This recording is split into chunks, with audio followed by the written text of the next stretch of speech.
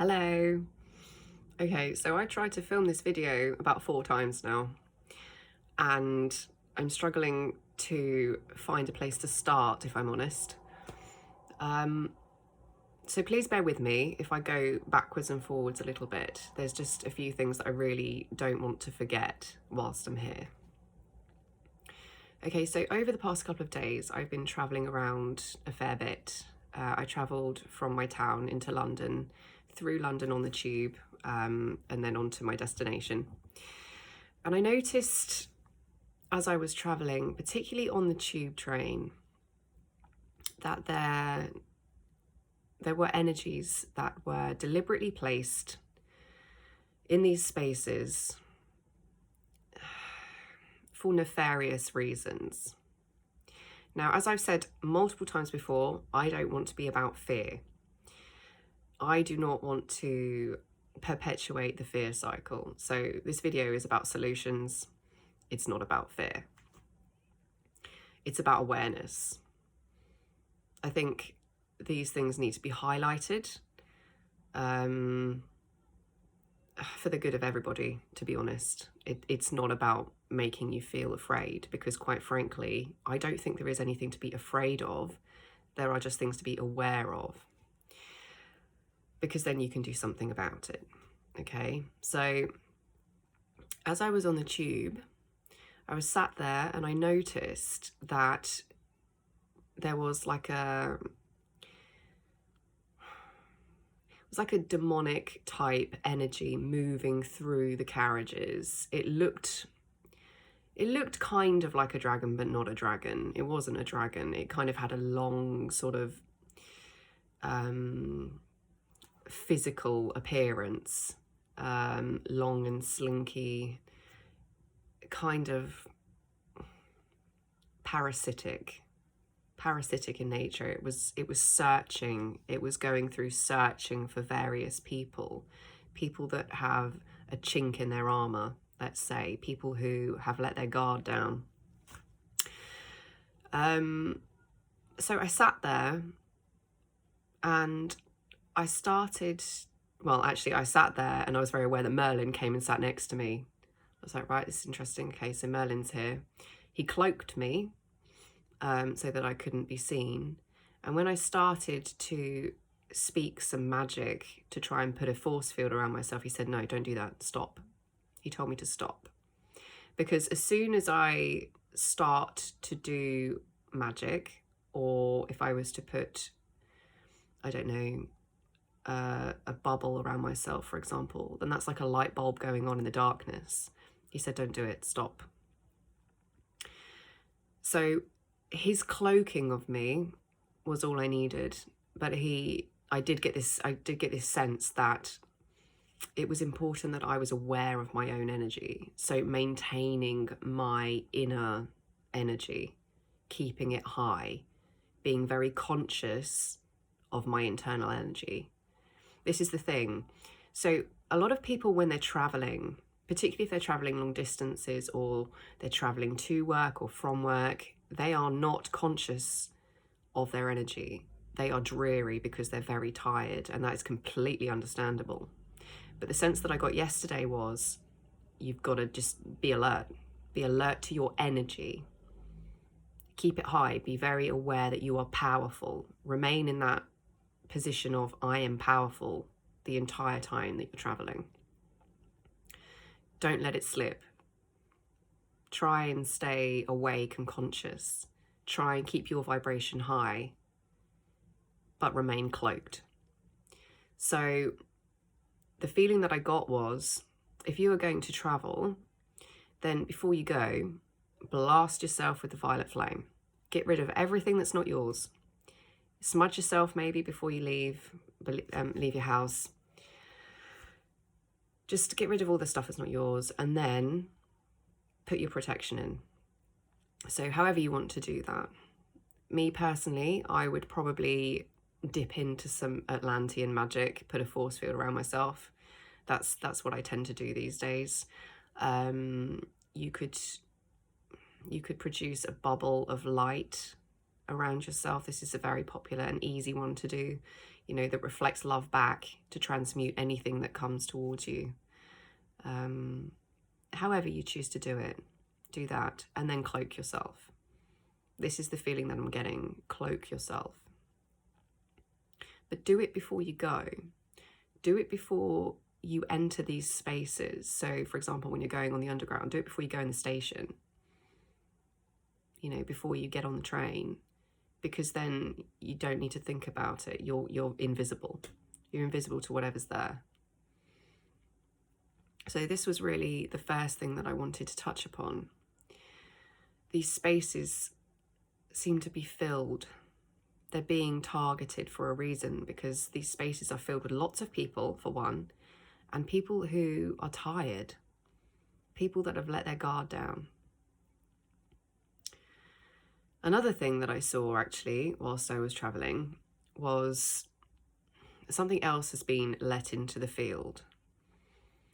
And these particular, I'm going to use the word entities, that probably has some connotations, but let's just go with it because we know what we're talking about. They don't feel like they have a soul, which is interesting.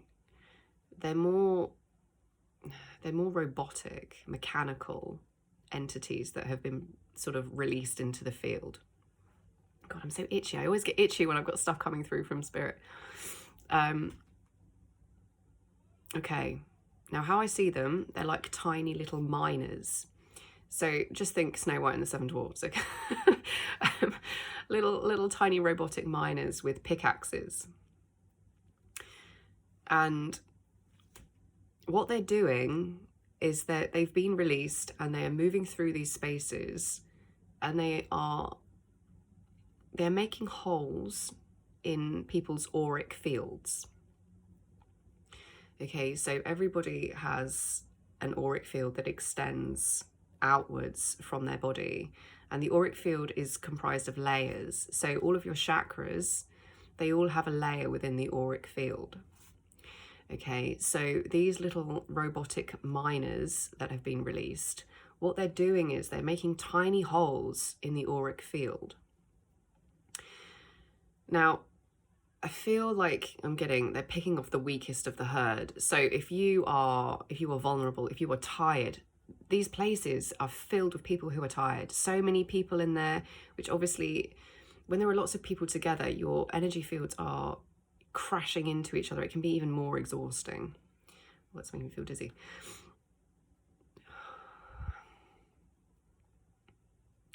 Okay, so the holes that they're making, how I was shown this, they have two functions. One of them, I'm seeing these holes are like spindly tubes, okay, that move through the layers and penetrate the chakras. Okay, so I was shown a feeding tube. You know, when you're unable to eat conventionally, you know, via your mouth, a doctor may place a feeding tube through your nose or into your stomach. This is how I was shown it. These little holes, these spindly tubes, are moving through into your chakras. And what their function is to feed you, I've got the word propaganda, feed you propaganda, feed you programming that is unhealthy. Pour fear in, pouring whatever it is they want to go into those chakras. It's making it available to them easily because they've got a line straight in. There's no barrier there. Okay. And the second function, each of the auric layers, because they are connected with the chakras, they are connected with aspects of your life, aspects of your history. So these holes, it's almost like they are serving to create punctures, to create wounds that will trigger pain from the past.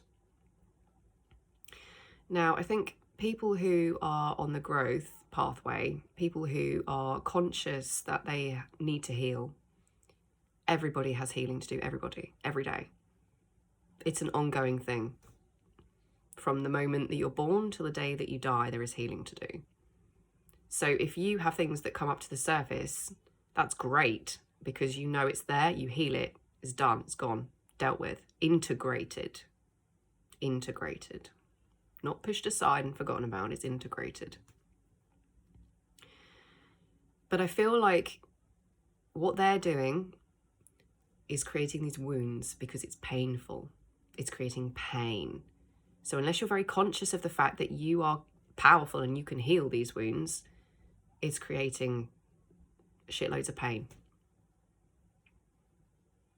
So not only are you being fed what they want you to be fed, they're creating pain. So this video is about solutions. It is not about fear. What are we going to do about it? I've already suggested that before you go out, before you go into these spaces, what you can do. Cloak. Okay?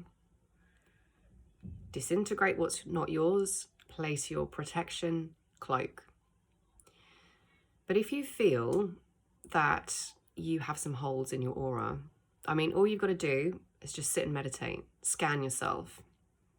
Feel into yourself. You'll get the answers. Or if you've got one, use a pendulum. Ask the question, do I have holes? Yes. Where are they? Are they here? Yes. Okay, great. Now, I'm going to use some crystals. I've got a little selection of crystals here because I'm a qualified crystal healer and crystals are amazing. So, the best one for healing holes in the aura is pyrite. Yep. These little cubes of gold. They are amazing. So we can go through a real quick fix. We'll do a real quick fix, okay? If you feel that you have holes in your aura, what you can do is, okay, I've got a really nice big master female crystal here. Find where the holes are. And when you know where they are, in an anti-clockwise rotation, spin your crystal. With your intention, draw out anything that's not yours, anything negative. Just draw it out and you'll know when to stop. You'll feel like you need to stop, okay?